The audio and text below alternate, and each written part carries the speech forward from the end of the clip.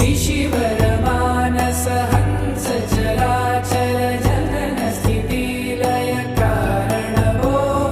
सांब सदा शिव शंभो शंकर शरणं मे तव चरणयुगम्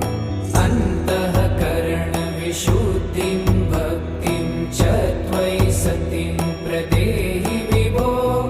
सांब सदा शिव शंभो शंकर शरणं